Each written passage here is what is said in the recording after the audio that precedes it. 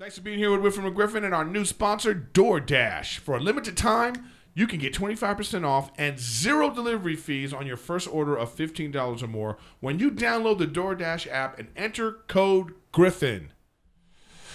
Okay, here we go. Ladies and gentlemen, welcome back to your absolutely favorite podcast.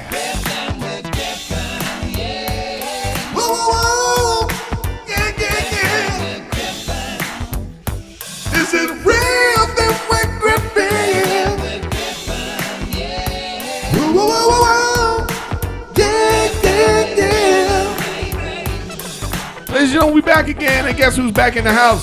Wiggy is here. Wiggy's back in the house. We're gonna talk to Wiggy. He's got some stuff going on. We're gonna do some reviews. Gonna recap, just talk about what's going on in the world. Just another episode of Riffin with Griffin. So I'm really glad everybody's here once again. So thank you for being here, and all that good stuff. What else? Make sure you catch me on Twitch, Erik Griffin Gaming. I need that, and just guys, welcome back. Riffin with Griffin. Woo, woo, woo, woo, woo. All right, we did it. Back at it once again. Riffin with Griffin. Wiggs is back. Hello, Wiggs. Thanks. Hello. Back again. Back in the house. Back again. Yes, you've been. We just in the house of Griffin. It's just that the schedule's been messed up, but we're here. It's been busy. Everybody's been busy and all that stuff. Let's see what's going on with me. Let me just get everybody caught up on things that are happening. So, I booked a commercial. So I did that. I'm going to do I don't know if I can, I guess I could talk. Does it matter? I don't. Well, anyway, I booked a commercial. So it is what it is. And then I had to go to Chicago for an event just one night. And then the callback for the commercial was supposed to be at 9:50 a.m. And my flight was coming in at 9:20. It was online anyway, so it doesn't matter. It was they got this it's sort of like Zoom. You know what I mean? And so the flight was delayed an hour, but the callback was still going to go till noon. So I get back, and then when I log into the thing, it's all girls on the screen because they're doing that part of the commercial. And so I'm just sitting there, and then the lady's like, "It's okay, Erik, we heard about your flight, it's fine." And then they called me, so then the guy pulls me in, gives me the instructions after I waited around for a while because they were still doing these ladies. And then, I go in, the director's like, "Okay, do this, do that." Then next thing you know, job booked. So. Hell yeah. Yeah, hell yeah. Can you say what company? I don't want to say just in case I'm not supposed to say, True. But it's like a, I don't know, a 1-year buyout deal. I mean, the thing is SAG, they didn't take care of, the internet came about, and the commercials and all that, they weren't taking care of us because they were putting stuff on the internet. So now the SAG, the union, has all these different type of distinctions and deals now that have to do with you could play this on the internet for a year, or you could play it. It's called new media and all this stuff. So because back in the day, I was in a commercial. It was called the Swear Jar. It was this Bud Light commercial, and really funny concept.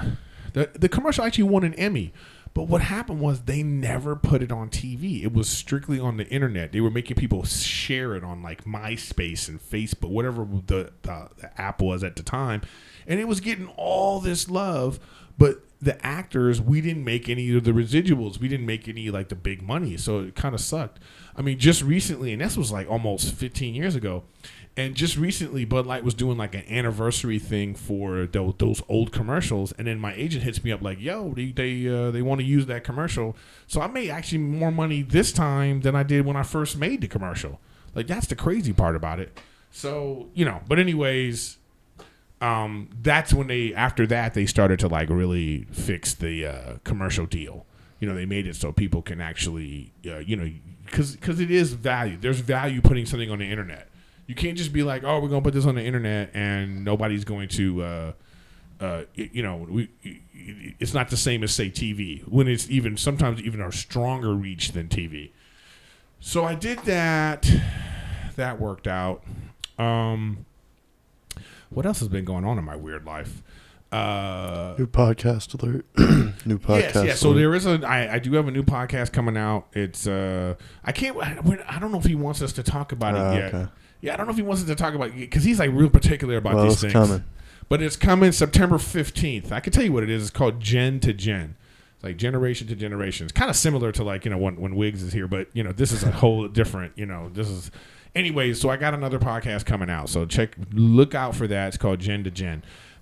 What else? Oh, so let me talk about this because this is important. So last week on the podcast, I was talking about how I feel about, getting married and marriage and a wedding and all this kind of stuff. So Rachel listened to my podcast and then she was upset. She didn't appreciate my perspective, because of her own perspective. And, after letting her talk it out with me and I heard her. I heard what she was saying. And so like last week I was just saying that it was like it's hard for me to get excited about a wedding because of my own baggage about my mom having dementia and she's really the main source family for me, and it just really makes me sad when I think about how she's not really right there. But Rachel's perspective was she was like, hey, this is supposed to be about us celebrating our love. And she wants me to be excited about it for that reason. Like, that's a great reason to be excited about it. And it's not like get over it. It's just, this is just another way to look at it and be happy about it. And you know what? She was like 100% correct. I'm valid. My feelings are valid. How I feel about it is valid. But I don't have to let that be the thing that I obsess over.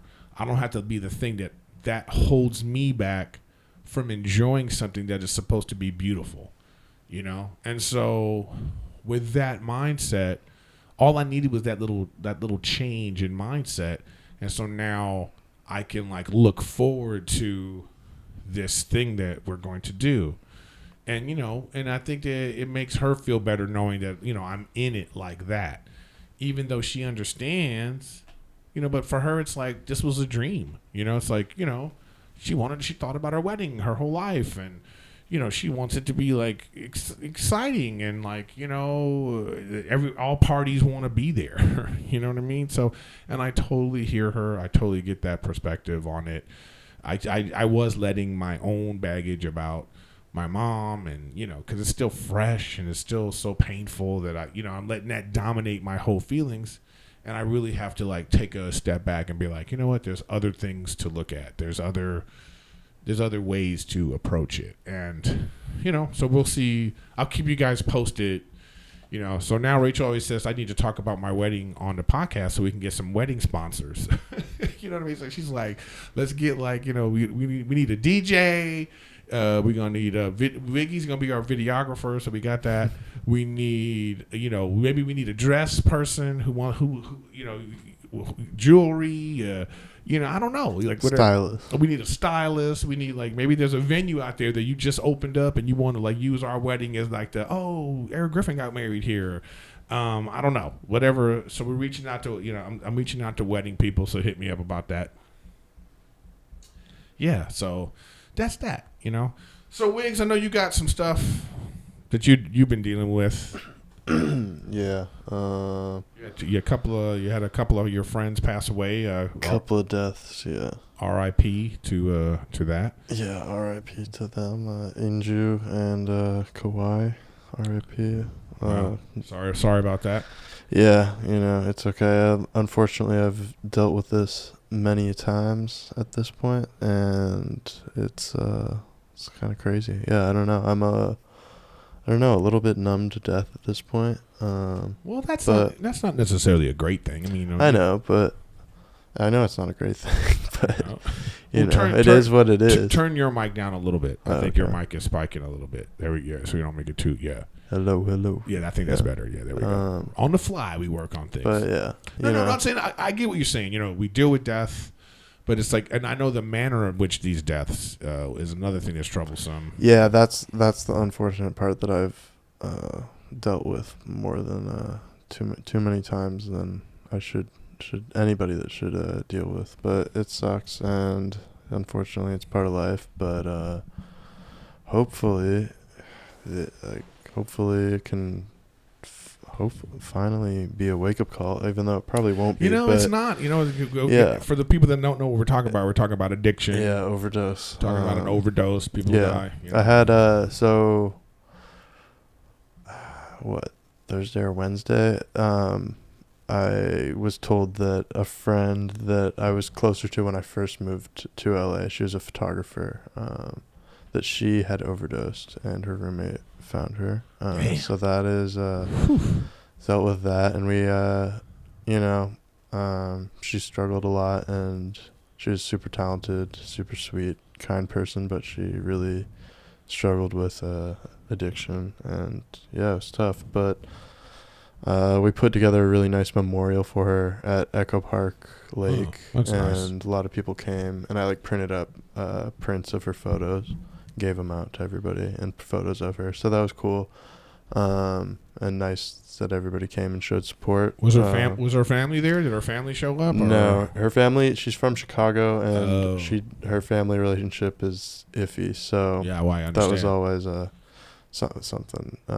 But her family did reach out, and I've been in contact with her cousin, so that's good. And hopefully, I want to set up something where like a store that would always be open, that would drop ship her prints and photos as posters or whatever, and the money could go to the family or whatever they would choose to do with it. But I thought that would be cool to set up. But then day after the memorial, I wake up to the friend I planned that memorial with, and she's like, brace yourself, wake up, is your friend here, is Roski here, wake him up, and I'm like brace yourself, and I'm like, okay, chill out, just slow down, what happened? And then she's like, oh, my other friend Kawhi died, and then she's like, yeah, he his roommate found him overdosed, and I'm like, Jesus, I'm like, oh my God, I didn't even know what to. I don't know. It's just insane. Worst possible way to wake up from the previous day. Yeah. I know. And then imagine being the person that you wake up and find your roommate dead. I mean, that's that's a tough. It's just to talk about these kinds of things. It's addiction is a tough thing, man.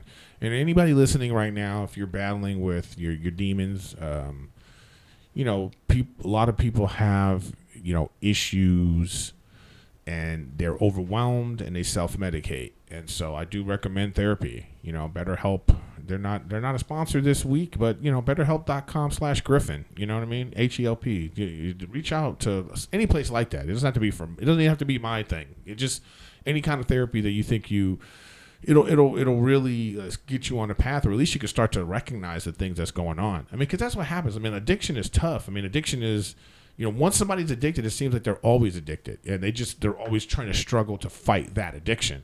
Yeah. So it's you have people like your friends who are they're not bad people. You know what I mean? That's the thing too. People aren't bad people. They just going through some stuff, and they don't have the coping mechanisms to get through it. Some people do. Like for me, I use comedy. For me, I'm not that kind of person that I have different vices. I have, you know what I mean? I'll play video games. Me too. Or I'll whatever that my thing might be. But some people don't have that. And that's what the thing is, you have to help recognize in yourself, or even in a friend, is that when they are struggling, they have nowhere to turn, and oftentimes people turn to drugs and alcohol, and then it becomes an addiction. So, it's tough. I mean, I'm personally dealing with it. I have somebody in my life who's like a brother to me. I always call him my brother, and he, he's in a great program right now, actually. So, knock on wood for him. So, shout out to him that's working out. But I had to do they have a sort of Al-Anon type program there. So he tells me, he goes, hey, you zoom in, you zoom. They send me the link, but I thought he was going to be a part of it, but it wasn't him. It was just for the family. It was just me and these other people whose kids or loved ones are in this program. And at first I was like, what the hell? But then, when you see what other people are dealing with, one family was they hadn't seen their daughter in 4 years. Another one was this has been going on. I mean, it's just, it was overwhelming, but I saw, man, here are some people who are dealing with the same thing that I'm dealing with, on different levels. It's like, you know, you go, the grass is greener, because you're just like, damn, I'm glad it's not that, you know. But you know, what the sad part about addiction is that now, like, I'm going through this. You know, like I have to, like, it's, you know, so then there's like a family counseling appointment that I went to. It was by Zoom. And, you know, so here we are. It's me, him, and the counselor, and we're talking about everything. And I'm thinking to myself, a little resentful. I was like, why am I in therapy? You know, like, why am I in therapy? Because he got an addiction. But that's what happens. You know, so because it affects everyone in your life. Yeah. Close friends, family, obviously yourself. But so here I am, you know, we're having it out, and it was like very like emotional, and then the guy, the therapist, was like, look, I would actually like to talk to each of you individually so I can get to know you a little better. So then I have this individual therapy appointment that I'm dealing with, but you know, so it was just like, it was crazy. But but for me, I'm a very curious person. So I love going through a therapy process to discover something that I didn't know about myself, or to figure out why I feel the way I feel about certain things. Because a licensed professional can recognize patterns. And this guy was all over it, man. You know, like, I'm an only child, single parent. I've never met my dad before. And up until this point in my life, I've never thought that not having a dad has affected me. It's never really been like a thing that I harp on, you know. But sometimes I look at other families and I'll be like, oh, that looks great. I love that. You know, wow, that must have been great. Or, you know, I see somebody be like even you, Wiggs, I saw you, you know, how you are with your family. I think that's great. It's your mom and your dad, and they're still together. And so I see things like that, and I don't necessarily get jealous or envious.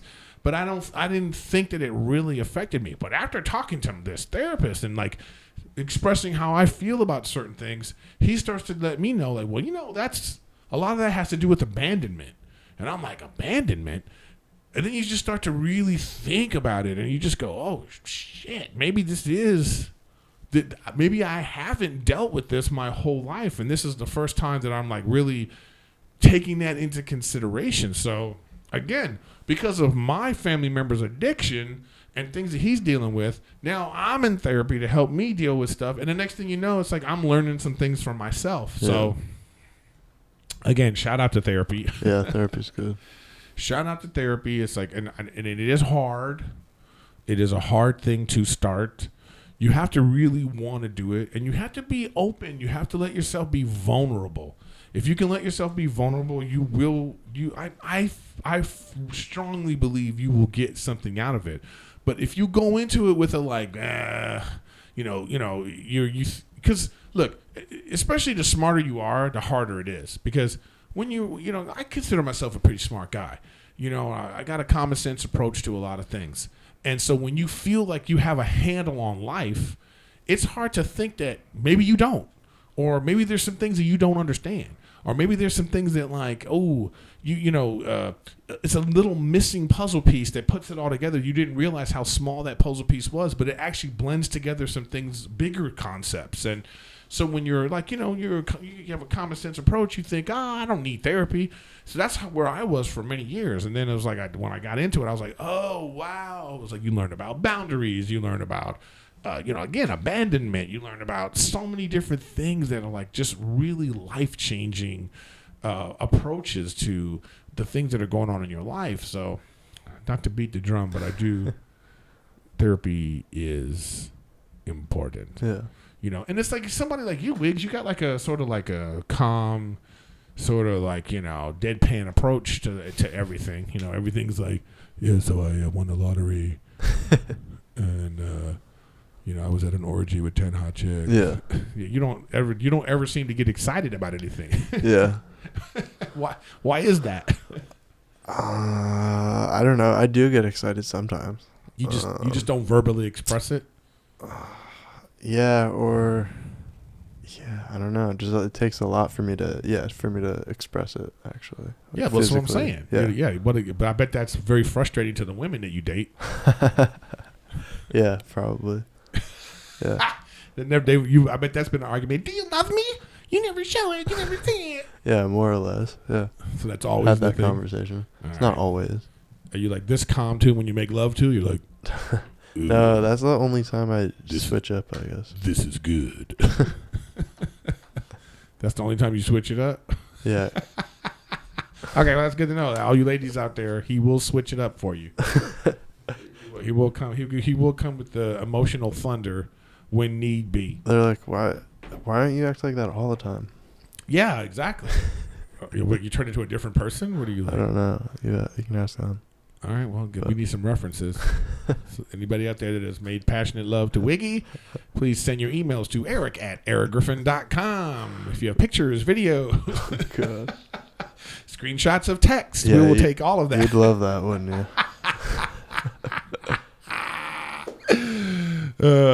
All right, anyways, back to it. But overall, like I say, just keep that in mind, everybody. If you need some therapy, if you don't think you need therapy, I'm telling you, you might need some therapy. So. Everybody could do. You might as well try. Yeah, you might as well. It doesn't hurt to try. Exactly.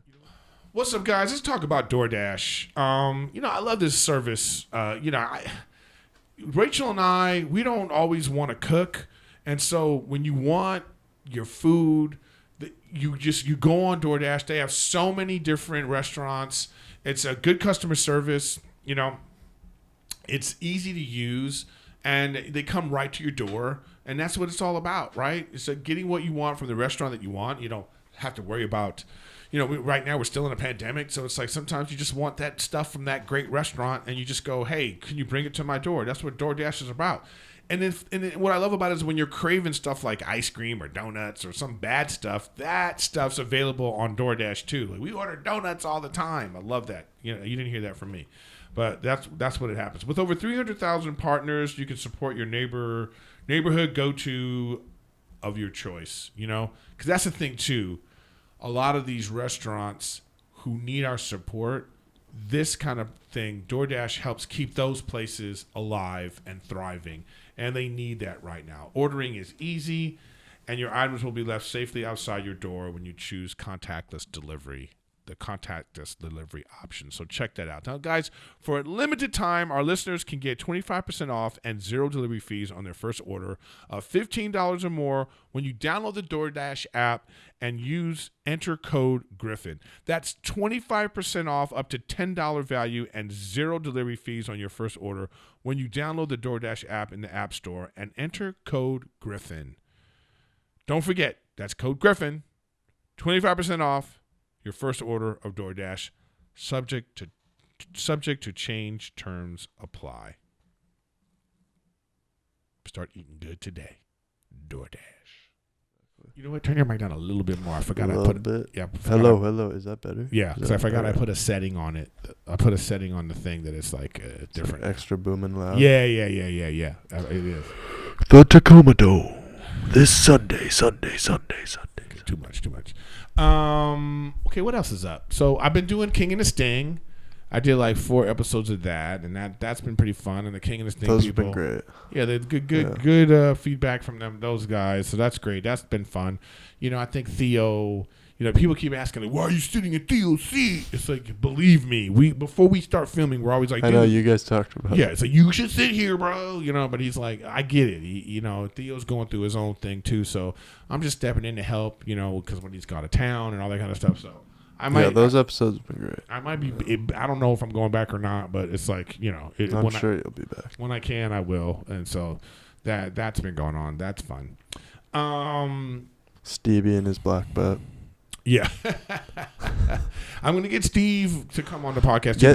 Get Steve and tell him to bring the black butt. But he's been so busy, because now he's doing that all the time. Yeah, he's got his Scissor Brothers. Big dog now. Yeah, he's got his own podcast. So Steve's like a Mr. Busy guy now. I think he's making money. He's going to move. So Steve's moving up in the world. Upgrading one bedroom. Yeah, Steve's upgrading. Yeah, you really do listen to the podcast. Yeah. So let's see. All right, so let me just talk about some shows that I've been watching. I want to talk about a couple of shows I've been watching. The first one is, so I used to have DC Universe. It was a streaming service. So it was like the DC, so DC Comics. So you could get comic books, and they had like exclusive. So they had Doom Patrol, Stargirl, and Teen Titans, or the Titans. And the Titans, if you know the DC Universe, that's like Robin, what's his name? Not Jason Todd, but Dick Grayson. Jason Sudeikis? No. They're talking about the characters. Jason Todd is the new Robin, and then Dick Grayson. The bisexual Robin? I'm not sure which one, actually. I don't know if it's Jason Todd is the one that ended up. I'm not sure if it's Jason or look that up. Google that. I'm not sure which one it is.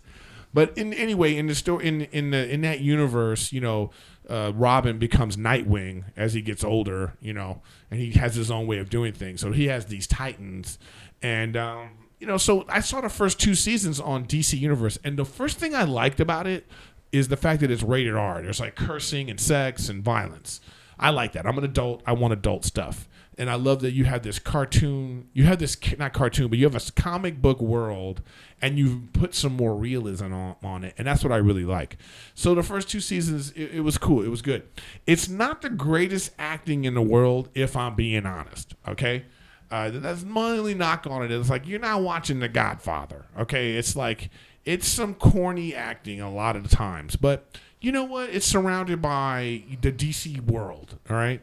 And it's completely separate. There's not like how in the Marvel where they had the MCU and everything's connected. This is its own separate universe, and it is what it is. And so, the seasons. I'm in mid-season right now with it. This is like a new. If you saw season 1 and 2, a lot of stuff happened, and now they're the Titans are trying to like be the new superheroes, and they're based out of San Francisco in this story, but something happens in Gotham and they need to go to Gotham to help Batman. Now, my biggest knock on Titans, and you can watch it on HBO Max, and I believe CW, I think the CW has like a PG-13 version or a PG, they probably take out all the cursing and all that kind of stuff, but you can watch it on HBO Max and it's like full on what you want to see. But the one knock I have on this show, and it is a huge knock on the show, in my opinion, is the dude playing Batman. I do not believe he's Batman. Like I cannot wrap my brain around this guy being Batman. And I know in this universe, this Batman is older. He's like at the end of his, he's probably 50. Like this is that 52, 55-year-old Batman who's just kind of like, hey, I can't be Batman anymore, but I'm doing the best I can. And you never see him in the Batman suit. That's another thing, because it ain't about Batman. The story's really about the Titans. But the dude playing Batman is just like, I don't know if you have it on the screen, Wiggs, but I just do not believe he's Batman. Like, we've known Batman now for 40, 50 years. Like, so this guy? Yeah, well, it's like a white guy, This guy? He looks old. I can't see. It doesn't show you? No, because look, we don't got the monitor turned around. Just text me and I'll look at it on my phone. But yeah, I'm sure you have the guy. Yeah, I'm sure. I think it's that's him. Yeah, you know what I mean. Let me just go to my phone here. Batman, Titans, Batman. Yeah, it was that guy. Yeah. He's the guy. Titans season 3 is finally addressing its Batman problem. Yeah. That's the guy. He was in Game of Thrones, I believe. Yeah, it's the guy that was in Game of Thrones. Anyways, I just do not believe him to be Batman. Yeah, he doesn't look like. He don't look like a Batman. Like, he doesn't look like a tough. Like, Batman's supposed to be chiseled because he's been working out his whole life. He's you know what I mean. And he's not a Christian Bale type. No, he looks frail and like. He looks like Alfred. Yeah. Yes. You know what? Exactly what I thought. It's almost like. They were going to cast Alfred, and they were like, oh, man, we lost. Why don't we just have Alfred be Batman? That's just what it feels like. But the dude's a great actor, by the way. This isn't a knock on his acting. It's his physical prowess that I don't believe he's the Dark Knight, okay? So that's my biggest problem with that show, other than also the cheesy acting. But the action's good, and some of the stuff's good, and I do recommend it if you're into comic book stuff. So this is a good and I'm actually glad because they canceled DC Universe, so like now it's only comic books on DC Universe. They're not, and then HBO, I believe HBO Max kind of like brought DC into the fold. So when you go on HBO Max, you can see a lot of DC movies and cartoons and stuff, which I like. And that's what the DC universe was at first. Yeah, I think Robin is bisexual in this one. They don't address it. Oh, they don't. Not in the show. But that's just something that the comic book characters came out with. Whoever the creators, they say they made this as if that's important. Okay. I mean, I don't really care about that kind of stuff. I mean, unless the only reason why I would care about that, unless you're like specifically addressing it. Like if you're doing a show and it's just strictly about Robin and you have to show his love life and you want to say, okay, Robin's gay. Or if you're going to show if that's going to be like pertinent to the story at all. Yeah. In any sort. Then. In any sort. If not, but if it's not, then yeah. Then I don't care. Yeah. Like you don't even need to show that or say about it. It's not that it's no homophobia to it. It's just you're just kind of like, what's the point of having this? Yeah. It's like this is who's this for? So if they are going to do that, then explore it. Then really explore it. Then make that a part of the story. But because sometimes you don't need to know that information. It's like who cares? Because then now you look back and you start to change your view. Or it's like, does it? I don't like when they do that. Like they did that in Harry Potter when they said they revealed J.K. Rowling reveals later that Dumbledore's gay. It's like after the series is over and all this, she goes, by the way, Dumbledore's gay. That's it's like, so funny. Though. You just kind of go, wait, what? Like, but I guess again, it doesn't matter. But like, it's like then, do we need to know? Like, is it important? Like, that's a real honest question I'm asking. Is like, do we need to know the sex of these characters, the sexual orientation of the characters? Yeah, obviously, maybe it sounds like she just created that after the fact. No, I mean she could have been thinking about it all along because it's not like he was, It just doesn't matter. Like you look back and go, okay, well that makes sense. Because I know the series, I've read the books, and I can go, okay. And then apparently him and Grindelwald had a thing, and that makes sense too, because they were so passionate about each other. That makes sense. So it's like if that's the thing, you go, okay, but it's like that's dope. You kind of look and go, is this important? So that's my question now to you guys, because I know you're gonna troll the comments. Is that important to you? Is it important? Because there might be a feeling of like there are gay people out there, bisexual people, there are these type of people who are thinking, I'd like some representation. I want, Robin's one of us, and it's like, okay, cool. And do you want that to be explored? Or there's the other side of it who's like it's like I don't want to know about these characters. I don't want to know that they go to the bathroom. I don't want to know that they have issues. I don't want to know that they have sex. I don't want to know that what their sex is. Yeah. But what their sexual orientation is. So let me know what you think about that in the comments. But overall, though, thumbs up for Titans on HBO Max. Watch all 3 seasons. Season 3 is going on right now, and it's I'm not sure where. I think it's episode 6 or 7 that is out right now. I'm not sure. I don't know when that comes out. Hella dope. It's really good. So check that out. The other show I wanted to talk about finally, because I said I was going to do it last week, but I was doing a live episode and I just forgot to talk about it. And Wiggs actually mentioned this show to me, and so I actually watched it. I think everybody like it went kind of viral, right? It's kind of a poppin' show. Yeah, it is. Everybody's hyped on it. Yeah, so that show is White It's pretty good. Lotus.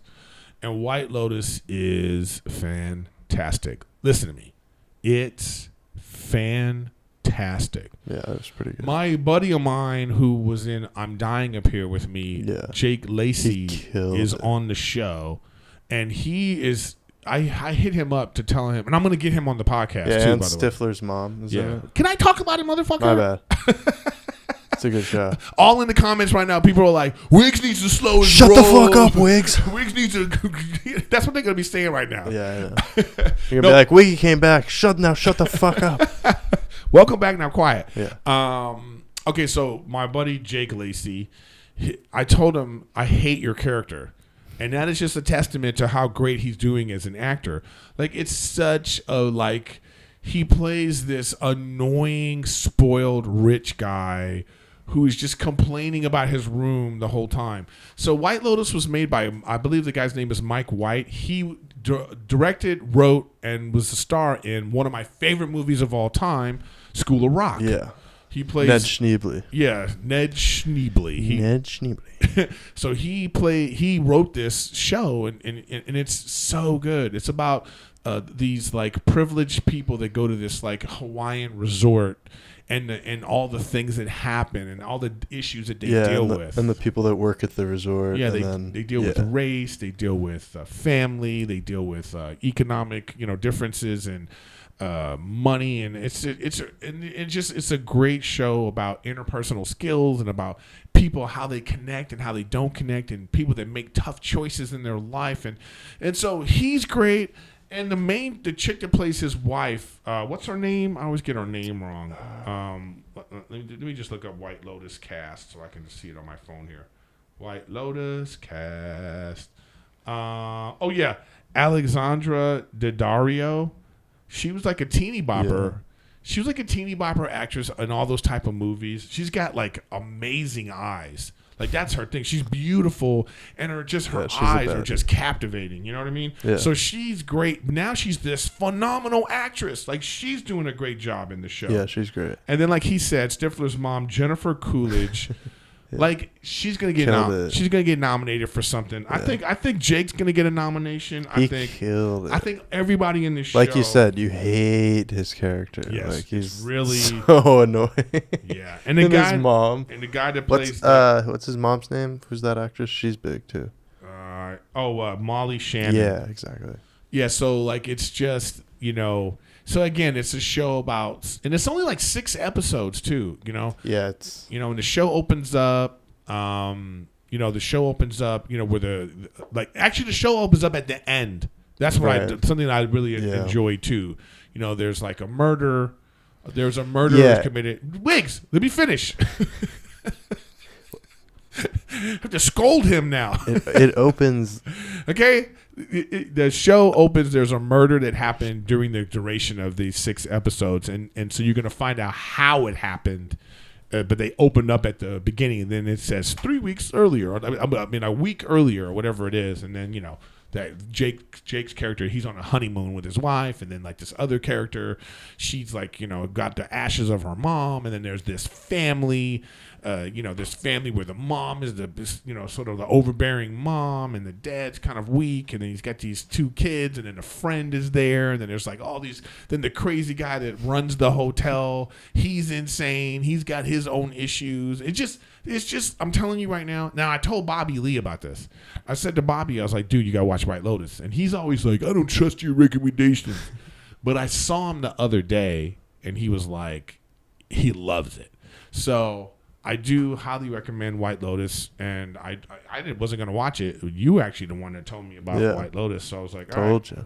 White Lotus is pretty good. Actually, everybody on this show is great, man. Fred, the kid, the one that plays the kid.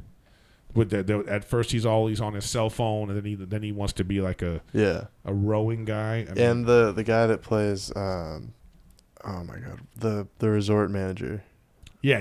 That's the guy. So good. Murray Bartlett. He was really great. Yeah. So, anyways, that's super. Big toe up, and my thumbs up.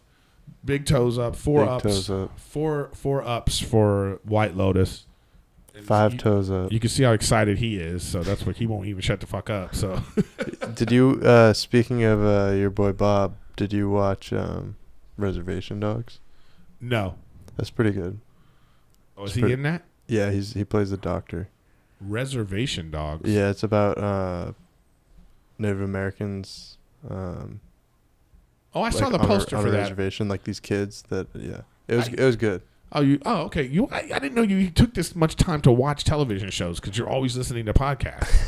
It's sometimes I have both going at the same time, but I don't like probably pay attention enough as I should. But White Lotus was good enough. I paid attention. Oh, you just. But I watch stuff a lot. I'm just like it's just like on in the background while I'm editing or something. Okay. So you don't really watch. So, yeah, something's always on though. So I just started a new show right now, and I think it's on the CW, but I'm watching it on HBO Max, and it's called Kung Fu. Weird name for what the show's about. So Kung Fu is about this girl who her overbearing family drives her away. and her mom sends her to China, and she thinks she's going on a retreat, but it turns out she sent her on a dating thing to find a Chinese businessman to be her husband. She runs away to a monastery, and the monastery, it's like where they train to kung fu, and she like is learning the arts of kung fu for 3 years, and then her shifu, which is her master, gets murdered, and a mystic sword is stolen, and now she's on a quest because when the master was dying, she was like, get the sword back, and so now she's on this quest to get the sword. But the action is great. So the girl playing the lead, I believe her. Like the way it's shot and the way the what do you call the way the fighting is choreographed, it's really good, and she really comes off as a badass. And it's like, again, it's like mostly, I believe it. Yeah, it's a mostly Asian cast. And they do this thing in the show too that's great. So they're always talking in Chinese, right? I believe it's Chinese. And then they start talking in the beginning of a scene, they'll be talking in Chinese. And then 25% into the scene, they're talking Chinese. And then all of a sudden they just start talking English. So, they're still talking Chinese, but they're speaking English for us. You know what I'm saying? It's like a little trick that they do. But it's pretty good. I mean, it's cheesy. I mean, it's PG-13. It's just a cheesy, corny story. But I love kung fu. So, if you add zombies or kung fu to anything, I'm on board 100%. So this is and I like when it's like a female lead is like the heroine, and that's always like an interesting thing. And it's very woke. Like her brother's a doctor who's gay, and he's dating a black guy. So it's like so you got an Asian guy and a black guy, and they're gay, and it's like that kind of thing. So it's and her ex-boyfriend is white, and now she's like gonna get with this Asian guy who also is kung fu, but turns out he has some mysterious past, and it's that kind of thing. So each episode is a kind of episodic because there's something that goes on in every episode that she feels like she needs to go rescue something. And then in the through line B story is her trying to get this sword back. But there's always something. Like one episode there was a factory where they were being mistreated, so she stepped in. Another one where a girl was being abused by her stepfather, so she goes and beats him up. You know what I mean? It's like that kind of stuff going on in the show. So if you just want to watch something a little guilty pleasure, I would recommend. I'll throw that on while I'm editing. Yeah, it would be one of those. Yeah, there's a lot of those. Yes, for sure. Speaking of choreographed fights, though, I actually went to a party. My friend. Of course, you did. I went to Ethan from Shameless's birthday party. Because my friend is really good friends with him, and the kids from Cobra Kai were there. And I started talking to him, and I didn't know even who I've watched the whole show, but you watched Cobra Kai? Yeah, I watched the whole thing. You watch it? No, I've never seen it. Even though my buddy, two of my buddies are on that show. Yeah, it's cool. I mean, it's not it's the same thing. The acting's it's all right, but it's interesting and it's cool, and the fight scenes are all right. Like you said, the choreography is.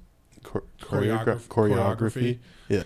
It's fight choreography is good. It's pretty good, yeah. But what's funny is that I was talking to the main girl, Peyton List. I was talking to her for 20 minutes, and I was like, "Oh, so what do you act in?" And she's like, "Oh, I'm actually on Cobra Kai." And I'm like, "Oh, that's why you look familiar." But she was like, I was asking her about the fighting stuff, and she's like, "Yeah, we actually do all of our own stunts, and we get up every day at 6 a.m. to do karate training." Did you? So they actually. Did you get her number? No, she's dating the kid with the mohawk who's in. But Jacob. Did you get her number?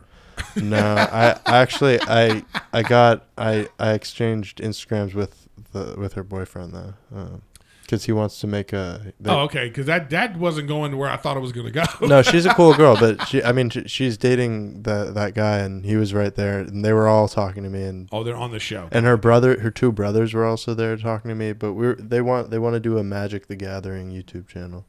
They want me to. They want you to do what? Film and edit it, I guess. I don't know. Look at you! Look, you see, there you go. You're I don't know how serious they are about it. You're that guy. If they're down, I'm down. Yeah. All right. Magic the Gathering. How much time we been going? 42 minutes. All right. You know what? Yeah. We're winding down. Right on track. Yeah, we're right on track. I don't know what else is. I went surfing. Oh, okay. For the first time. Wiggy's still talking, everybody. You asked what I had queued up. Now they're all queued and. All right, so you went surfing. Let's yeah, hear about this. I went surfing for the first time, and it was kind of partially in part by. Okay, well, I thought you were gonna be able to see these things, but it's partially inspired by this docuseries 100-Foot Wave. Yeah, what's that about? You kept talking about that. What's the 100-Foot Wave about? I got the trailer playing, but it's basically about a 100-foot wave. It's about this guy Garrett McNamara, and he's like a super legendary surfer. I think I had heard his name even before I had seen this, just because he's like a crazy surfer. So he surfs like giant waves, and he basically documented his search for a 100-foot wave. I think I saw this on. And what's it on? Is it on Netflix? It's on HBO. Yeah. Oh, it's on. Yeah, yes, it's on HBO. Yeah. So I'm sure you've seen a trailer for it. Yes. I've seen a trailer. That shit is insane. He literally in Portugal, in this one town called Nazaré, that's where the biggest waves basically in the whole world, the biggest surfable waves exist, and they only exist for like a season. Oh, like and so month. All the major surfers. So all these surfers go there, and so this guy Garrett uproots his entire life and lives here for like a year, and then he essentially just lives there forever. I think he maybe even still lives there now, but he's just on the hunt for this 100-foot wave, and one day they're like, here it is, it's coming, and he surfs this giant wave, and it looks like it's 100 feet, but technically it's only 78 feet. But the concept is the biggest wave in the world. So he set the record with that wave, the 78-foot.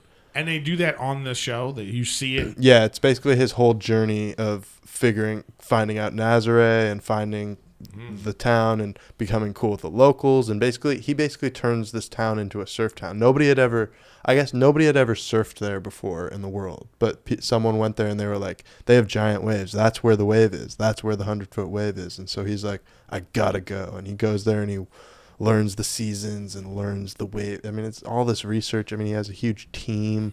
He has like 3 jet ski guys go out there, and he has to test these guys to make sure he has the right people for the jet ski to come save him. I mean, it's intense, but yeah, because if it's that big of a wave, I mean, the undercurrent is probably tremendous. It's insane, and there's one. I wonder how many people die every year there surfing in Nazaré. Yeah, there's got to be statistics about it. I mean, 'cause that's the thing about surfers; they're always willing to die. Yeah, I mean that's another right? That's the whole thing. That's another aspect of it. Yeah, that's another thing about him and how he has to come to terms with reality that because he has a family, and then it's he's got to give up surfing, and then there's a woman who almost beat his record. She surfed a 68-foot wave, so she has the biggest women's surf record. It's like that show it was like that documentary about that guy, the mountain climber. Yeah, exactly. Free fall. Exactly. Is that what the name of it was? What's it called?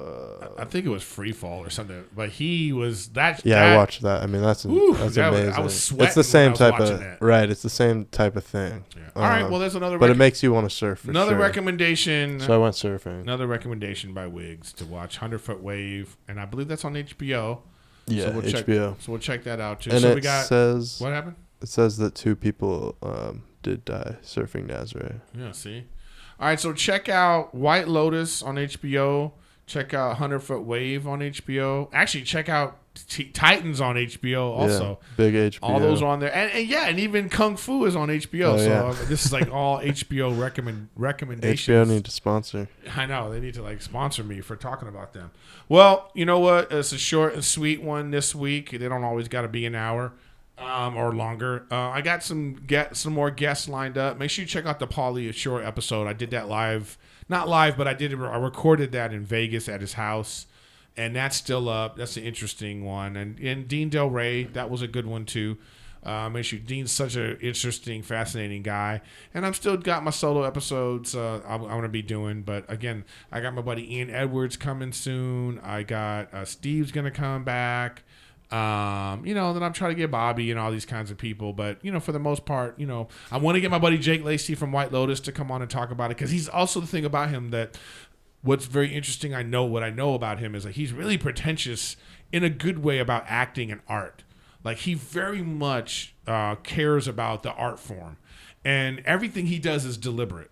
So the things he's doing as this character, it is all constructed from him being a fantastic actor. So I really want to get him on and talk to him about all of that. So, yeah, look out for that, man. And thanks for being... Wiggs is back, so thanks, Wiggs, for being here this week. Thanks for having me. R.I.P. to your friends. And remember, like I say, everybody out there, if you're struggling and you need some help, get some help, man. I highly recommend it. It will help you. I believe it will help you organize your thoughts. If you go into it with the idea that you want help, that you need help, that you're going to get help, it's going to help you. So you just find some vulnerability and an open mind and go check that out. But again, guys, check me out every day on Twitch, Erik Griffin Gaming. Shout out to our sponsor, DoorDash, this week. Look for the code Griffin. And yeah, we're here. I'm here every week. So, and remember September 15th too. Look out for my new podcast. It's called Gen to Gen. Check that out. And that's with me. It doesn't matter to say. It's just with me and Matthew Espinoza. This is young kid. He's like 24. Big social media guys, And I've known him for like 7-8 years now. And so, he approached me about it. Hey, you want to do this podcast? And I was like, okay, so here we are. So I got another podcast coming. I know you'll see me on King and the Sting again. And, I'm doing what I do. So I appreciate everybody out there for watching. And I will see you next week.